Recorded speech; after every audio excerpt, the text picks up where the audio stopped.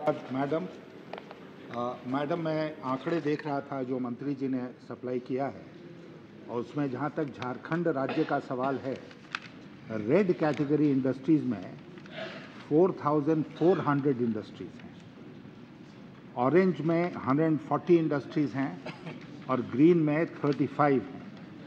उसी के ठीक नीचे महाराष्ट्र है, जिसमें रेड कैटेगरी में 12,184 हैं, ऑरेंज में 15,646 हैं और ग्रीन में 47,251 हैं। और बाकी राज्यों का भी मैं देख रहा था, लगभग यही अनुपात है कि रेड कम है, बाकी ज़्यादा है। लेकिन झारखंड में बहुतायत जो है वो रेड कैटेगरी इंडस्ट्रीज़ का है। और इसको जब मैं धरती पर देखता हूँ, ज़मीन पर देखता हूँ, आप जानती हैं मैडम कि जिस कॉन्स्टिट्यूएंसी का मैं प्रतिनिधित्व इस लोकसभा में करता हूँ, वहाँ कोयले के बड़े बड़े खान और कोयला से बहुत प्रदूषण होता है, न केवल खनन से बल्कि उसके बाद जो कोल पर आधारित उद्योग हैं उनसे और ज़्यादा। और वहाँ पर एक दामोदर नदी है झारखंड में, जो हमारे निर्वाचन क्षेत्र से भी होकर जाती है। दामोदर नदी अंतिम सांसें ले रही है। It is on the verge of extinction because दोनों तरफ दामोदर नदी के कोयला की खाने हैं और वो सारा पोल्यूशन उस नदी में जाता है।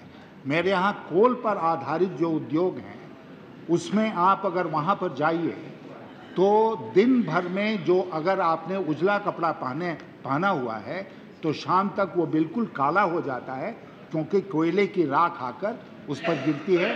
खेती बाड़ी नष्ट हो चुकी है। पूर्ववर्ती मंत्री श्री जयराम रमेश को मैंने उनसे टेलीफोन से भी एक दिन बात किया था, मैंने एक पत्र भी लिखा था और उनसे आग्रह किया था कि आप एक स्पेशल टीम भेजिए हमारे क्षेत्र में जो आकर वहाँ पर जांच करे। मुझे बाद में पता चला कि वो गए, लेकिन उस जांच का नतीजा कुछ नहीं निकला है।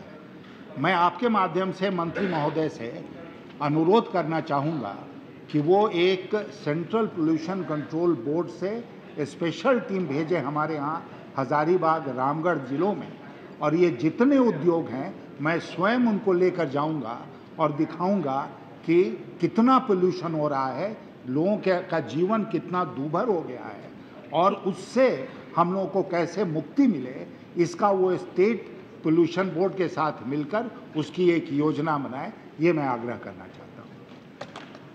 Be happy to assure the honourable member that we will, in consultation with him, send a team from the Ministry of Environment to study the conditions in Jharkhand. We are aware, madam, of the conditions in Jharkhand. As the honourable member himself observed, it is basically a coal mining area, and unfortunately, madam, this is the eternal conundrum. Coal is a major part of our energy mix, and because of the coal mining, there's tremendous impact upon the environmental integrity of the country, both as far as the air quality is concerned. Even the ambient air quality that we use is much higher for coal-bearing areas. That is, the tolerable limits are fixed at a much higher level than for residential areas, the air quality levels which are fixed. This is a problem, madam, which we are looking at very seriously. And the steps which we are taking in a general way, we are now insisting that the transport of coal, for example, if it's beyond 500 kilometers, it should be only of beneficiated coal, that is washed coal, which does not have an impact upon the environment. We are taking measures to see that as far as possible, this is not thrown into the river. As far as the Damodar River is concerned, the Damodar Valley Corporation is a public sector undertaking. Even so, madam, we are imposing the strictest conditions upon even this undertaking as far as the Damodar River is concerned. And there are other industries also, mostly coal industries over there. Therefore, madam, this is a problem. I acknowledge that this is an ongoing problem, but this is something that I think we can only sort out after consultations with all stakeholders. But as far as immediate steps are concerned, I assure the member that in consultation with him, we will send a team there to see what we can do to find instant amelioration of the conditions. Srimati Anu Tandon.